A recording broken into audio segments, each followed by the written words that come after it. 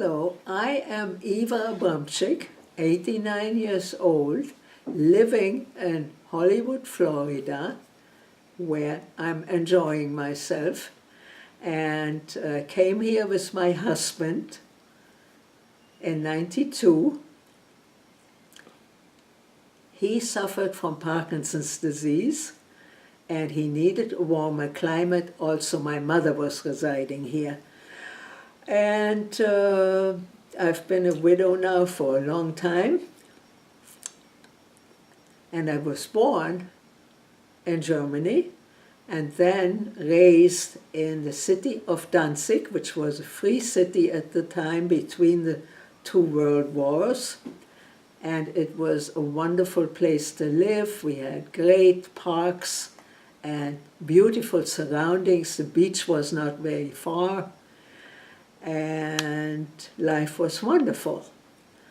But I noticed my parents, especially when we visited my mother's family, people were worried about something. And I started asking questions. And when we visited my grandparents, my mother's father said to me, "Oh, don't worry about it. I was fighting in the war to end all wars, the First World War. You don't have to worry about a thing." All right. But I did realize my parents were worried. I was going to a Jewish day school, and I had some wonderful friends. And these friends mostly went on the Kindertransport to London, to England. And my mother would not send me because I was an only child, and she was worried that wasn't good for me. She wanted to be together with me, no matter what happened. And what happened? First of all, my parents took me out of that school about a half a year before the school had to be closed. And the other thing, and they found a very small school for me, 24 students, a wonderful teacher and director, and they would have sworn that I was there from day one. The next thing that happened, Kristallnacht. And what is Kristallnacht? It's also called the Night of Broken Glass, when in Germany the synagogues were burned, broken into, looted, and so were Jewish businesses. And people were beaten on the streets, and things were terrible. Well, Danzig was very different. It was still Danzig in 1938, and somebody leaked the information to the trustees of our synagogue. These trustees stood around the synagogue holding each other by their arms and hands, surrounding the whole synagogue. It was a round building. And the synagogue survived. It was survived until maybe early 1940. On September 1st, 1939, our world changed because the German army was marching in, taking over. From their viewpoint, they liberated the town of Danzig and the citizens thereof. The joke that was going around was, "Oh yeah, we were liberated. We were liberated of ducks, geese, butter, and all the good things in life, because now the German army got some of our supplies." Danzig was more than a town. It had surroundings besides the beauty that I described in the beginning. It also had farms. It had land that supplied everything we needed. And much of that was now going to the German army. But life went on. I graduated from the little school and started going to a lyceum, which they called a school for higher girls, meaning upper class, which we were not, but I had the brains to do well in that school. Meanwhile, my mother was drafted and was in a group of 13 women I call a labor corps, doing heavy agricultural labor. I was allowed to go to school till one day in my 8th grade. Before it was over, I was called to the principal, the same man who had told me I could be anything I wanted to be, who now told me that the law was that with a Jewish mother, I could no longer go to school and I would be working from the next week on. And I knew this was going to happen, so it didn't surprise me, but the change in the principal was tremendous. He was now wearing a uniform. Anyhow, whatever leaked out to my class, I must have told 1 or 2 people I won't be in school from Monday on. They all walked me home, and it was quite a procession. And soon thereafter I learned I could not see my friends, and my mother could not see her old friends. And we only had 2 women left who were like me. They had a Jewish mother. And that was, not the worst thing to happen.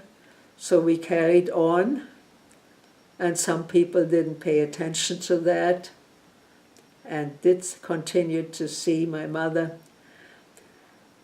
But she really had no more social time because she was working all day long. Yeah, so things changed drastically. My father was around for another 2 years. At that point, he was given a choice. And 2 years from the beginning of the war, not from the time when I was told not to come to school anymore. He was given a choice. He could divorce my mother,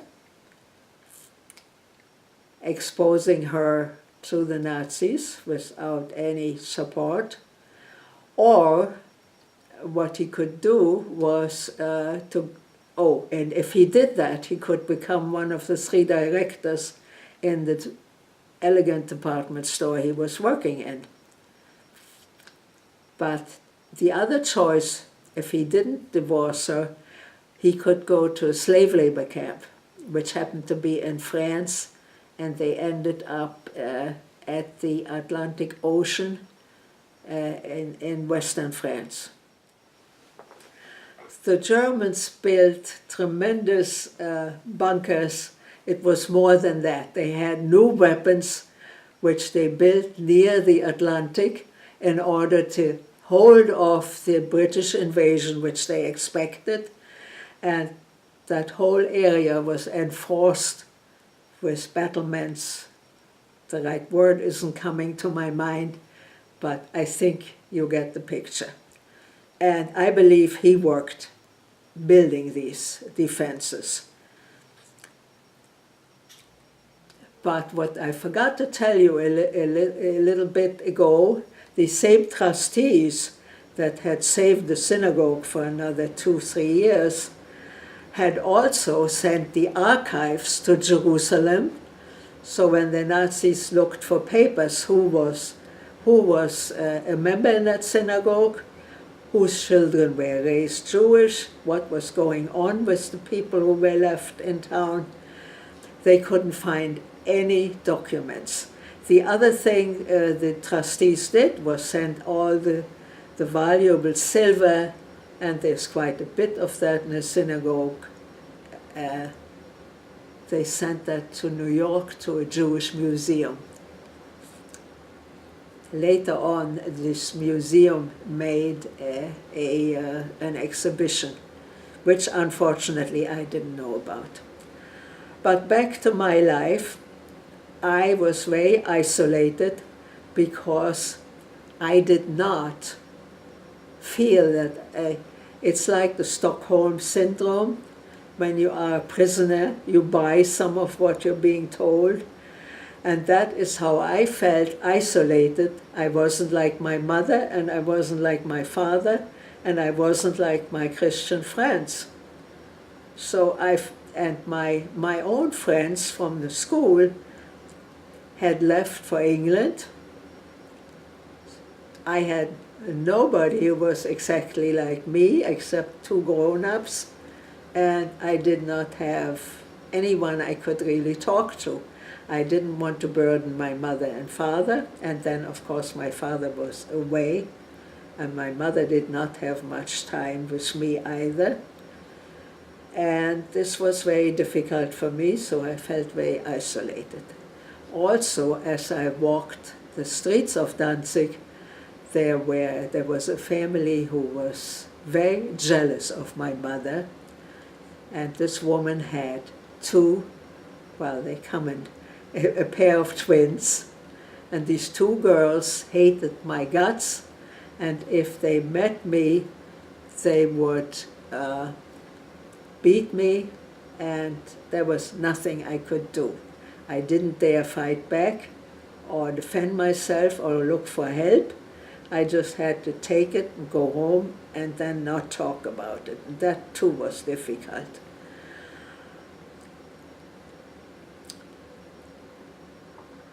So my father had to leave us, and my mother was now, besides working in this hard labor, she was also subject to interrogations by the Gestapo. And the first time she was asked, and these are stories that she told me, and I don't know all of it, but one thing she was asked is, what are you hoarding? How many pieces of soap do you have? How much sugar? How much, things of that nature, commodities that were short. My mother's answer was, why would you believe me? You're going to believe the German who denounced me. There was another woman who hated my mother and was very jealous. My father was a good-looking man. We had, with him working in a department store, we had nicer clothes than most people. Whatever their reasons were, this woman also hated my mother, and we think that she tried to make trouble for us by telling stories to the Gestapo. At least one of those stories was true, most others were not. My mother had once been given real coffee beans, and my father was still around, and he put his hat over the keyhole, thinking that would keep the smell from coming out.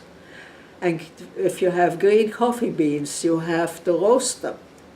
And that's what my mother was doing, and then they could grind them and make coffee from it, real coffee, which was no longer heard of. There wasn't any, and you had to be paying a lot of money on the black market if you wanted some. And my mother had been a great coffee fiend. She was again later on when it became available and when we lived here. But, so that was the one true story. And I don't know how my mother answered that one. But I know what she said the first time, and the last time, third time, from which nobody ever returned. They were all deported. At the end of the war, there were two survivors, my mother and one other woman. That last time my mother said, "What is this cat and mouse game?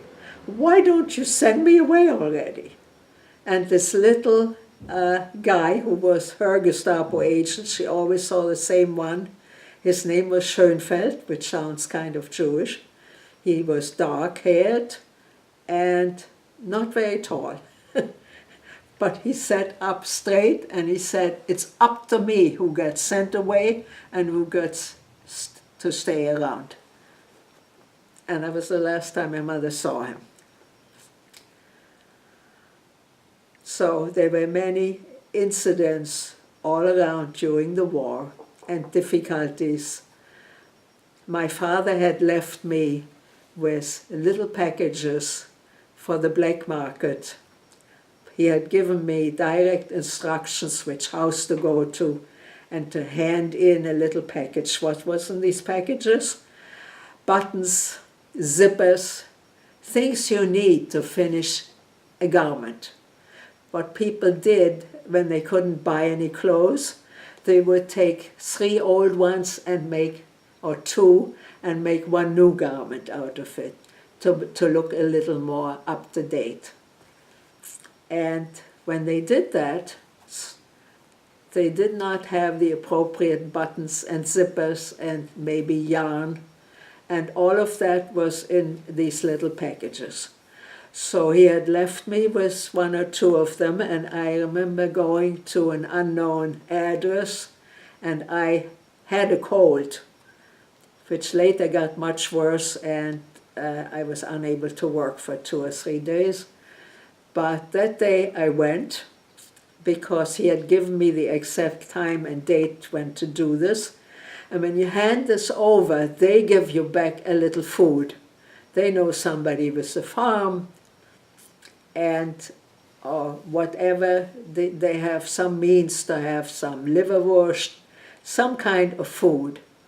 I only remember liverwurst, but obviously there were other items, because the amount of meat you got was enough for 1 lunch today, if that much. And so somehow my mother got a hold of bones. There were righteous Germans. There was a fishmonger that I could go to and knock a certain knock on the door after hours, and she would hand it out to me. This was during blackout. Blackout was complete, and you could be arrested if your curtains weren't good blackout curtains. We were, of course, prepared for that, and I made use of it to get a little fish from the fishmonger and something from the greengrocer. That was extra. The same with the druggist who had adored my mother in peacetime, and she couldn't go anymore. First of all, she wasn't around during business hours, but secondly, she was afraid to be seen. So I would do those errands, and I would go, and he had things that were not actually rationed, but it was the nearest thing to rationed. He would have to write it down, given to so-and-so, you know, so much cotton or whatever it was, or maybe even aspirin. Everything was scarce. And so I would bring some of these things back to my mother so she could manage. And of course I had to work, but my father had made arrangements with 2 of his good friends. When you see Eva Lehmann was my maiden name, when you see that name at the Labor Department, ask for me. And one of them was able to do that, so I was doing office work. I did not have to do what my mother did. And that was relatively okay, but my hours were very long. And of course I was undernourished. I had also grown very fast. I looked like 16 when I was 13. And some of the pictures you saw, I was 12, 13 at most, probably 12. And I already looked like a teenager. While I was still in school, I sometimes borrowed a hat of my mother's, and I took out my braid, and I went to movies that were, you know, like PG, you had to be a certain age to see these movies. Well, I looked 18 with my mother's hat. But that's just a minor point. But of course, once I was working, the hours were much too long, and besides, I did not feel safe going places that, you know, to be seen a lot. So I didn't do that. Towards the end of the war, we spent a lot of time in our basement, being a building that was 600 years old, it had ceilings that were vaulted like you see in cathedrals, and we felt safe. And we were safe, as it turns out. The last 2 days of the war, I think I was home for 3 days, and on the almost last day of the war, my mother was told by this 75-year-old gardener who had been taken out of retirement to watch over these women and to show them how to use the manual instruments, because they did not yet have tractors like you have today. And even if they had existed, there was no gasoline. So these women all had to use manual tools. My mother had been raised in the countryside, so she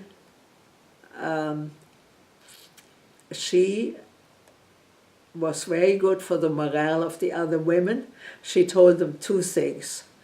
One was, do not cry, because that's what they want to see. And the other one was, this is how I've seen my brothers handle these tools. And she helped them. They didn't get hurt, and neither did she. She even said working outdoors gave her probably more strength than she might have had.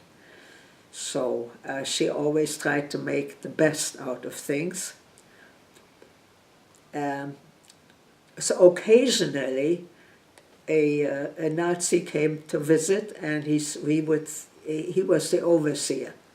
And he would say to them, he wouldn't speak to them, he would say to the old gardener, get the most you can out of this Jüdchen, which was not a nice term to call women who were Jewish.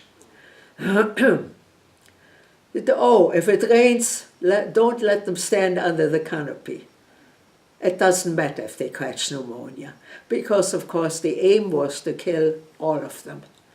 So he really didn't care. I'm trying to think of his name, but it does not come to me.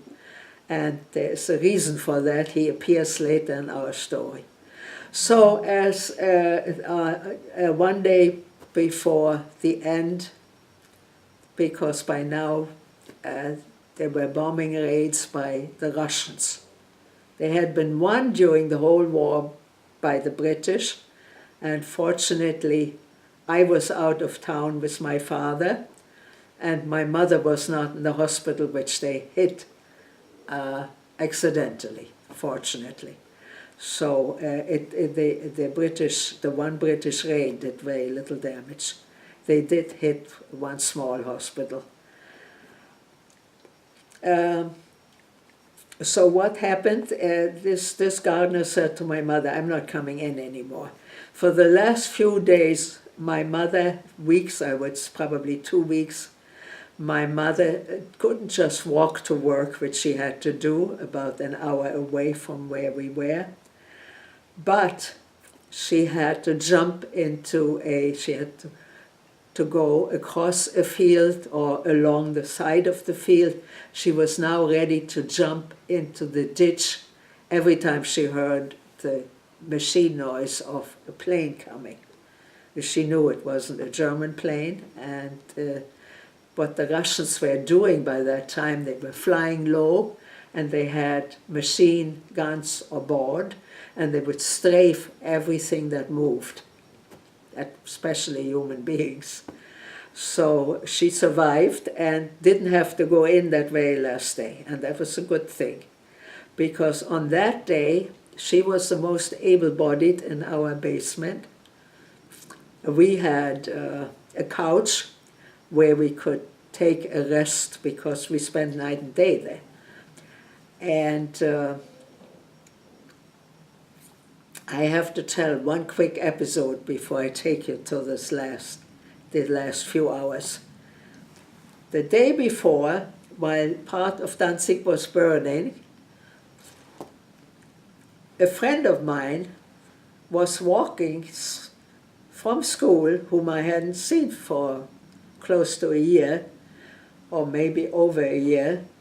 She was walking through this, literally through fire, and bringing me a large piece of meat. And she knew we would be in the basement, so she opened the door and she called to me, and we met for a moment, and I had this piece of meat. So when my mother came home, and two grown-up friends of hers who were like me, they had Jewish mothers, I mentioned them before, were also in our basement. So all of us went upstairs, we took a chance, and my mother had a manual grinder, so she cut up the meat, which was mystery meat. I can tell you what it is. It's neither kosher nor what most people eat it. My friend's cousin, who was in the German army, if you were a young man, you were in the German army. You had no choice in that matter. Whether you were an anti-Nazi or whatever your beliefs were, you had to be in the German army. You were drafted. And so this guy was coming back from the Eastern Front. He had his side gun, and he shot a horse. When horses are near fire, they go crazy, and they walk around, and they might walk into the fire. So he shot this horse and slaughtered it. It probably had been on a farm as a youngster, and he brought a large piece to my friends. And she said, I got to get some of that to Eva's house. And she did. And I do not know to this day what happened to her. And I'll tell you what I do know a little later on. Her name was Liana. And so we cut it up, and my mother chased it through this manual, and each one of us had a different job. One of the women would shape the meat after it was ground, and another one would put it on the pan, which my mother had heated, and the fourth one would have the pepper and salt to spice it up. And we took turns, because the hardest job was turning that manual grinder. And so I got to shape these patties, and I got to spice. And the adults were doing the frying and the grinding. So my mother had a large platter, and we took this platter, and we went to our apartment door, and before we got there, the next building was hit with a direct hit. And unless you've been in a war of your own, you know, during World War, during Vietnam, if you are a combat soldier, you know what this was like. If you were a civilian anywhere else, you wouldn't know. All of us, all four of us, ended up on the floor. One person, not me and not my mother, one of the two friends wet herself, which is very natural. My mother was holding on for dear life to this platter. We lost not a single patty. We got up. Our building was 600 years old. The next building wasn't. So when it was hit, it was just a big boom. It didn't damage our building. So we were able to get down to the basement, and whoever else was still in that basement got some of our patties. We had to, of course, share. And it was a good thing, because the next day, my mother, being one of the most able-bodied, runs up to the roof, and she doesn't see any fire. We are okay. She comes down and tells us that. We relax a little bit, even though there's bombing going on, but our building is okay, so we should be fine. And 15 minutes go by, and somebody, and the people who were left, most Germans had left, including German soldiers, if they could get away. And if their officers were gone, they could go.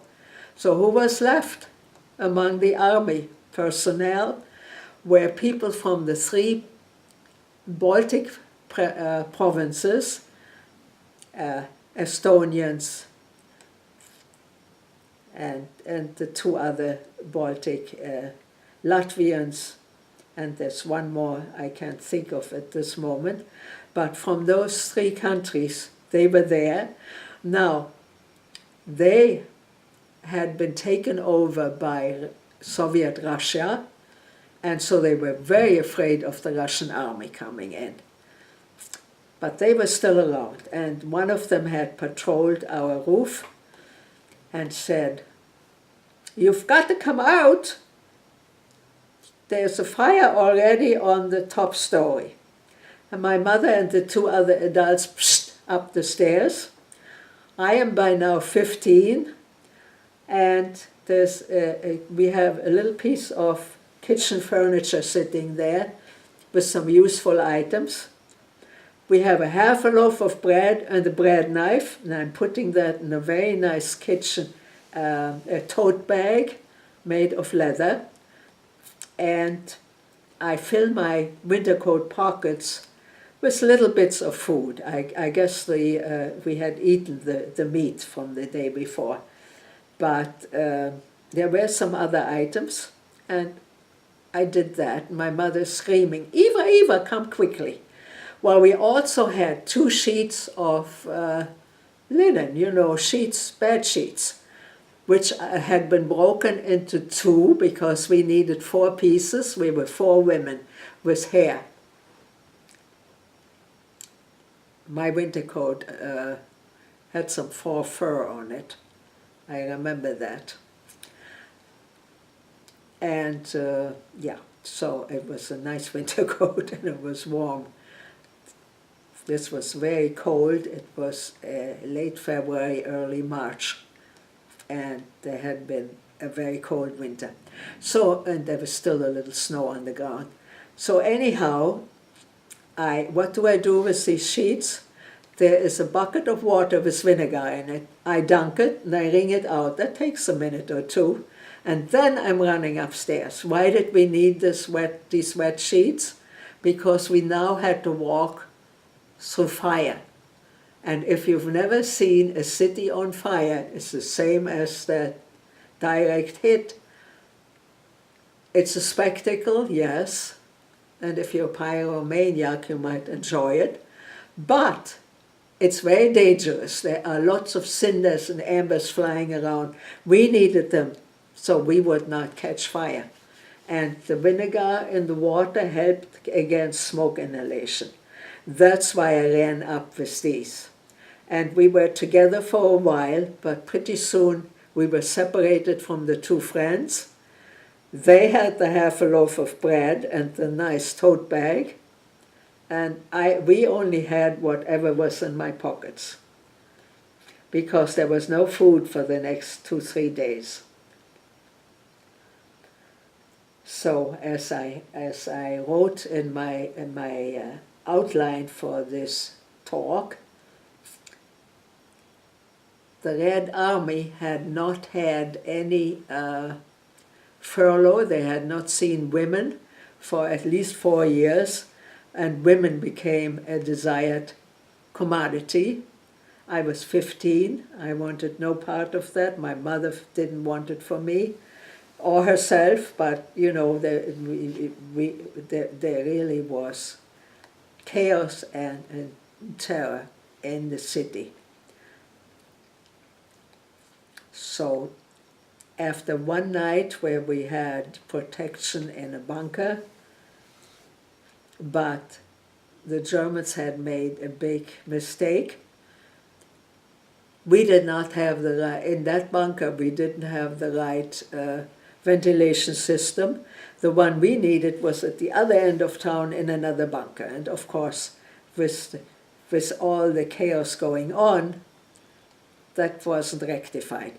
So we got out of there, and we thought we would have protection among people. So we went to the main railroad station, we were wrong. There was no protection. And the next morning we went into the countryside. We walked for 8 hours, including through a terrible battlefield. And whenever I saw such things, I would show my mother burnt out houses on the other side of the street. And what you often had was the facade in the front missing, and you had a few pieces like a kitchen stove or a bathtub and a toilet clinging to the wall, no floor. And it looked bizarre. So I would point those out to my mother, and after a while she said, "Why are you doing this? We've seen so many of these. There's a certain sameness there." And she looked to her left. And what happened on her left? There were bodies with and without heads and all kinds of horror of that nature. And she now knew why I was pointing. Those buildings and sometimes a burned tree that looked very bizarre. And she didn't look to the left anymore. I realized that, well, my mother was a very strong woman after all that I've just now told you about her.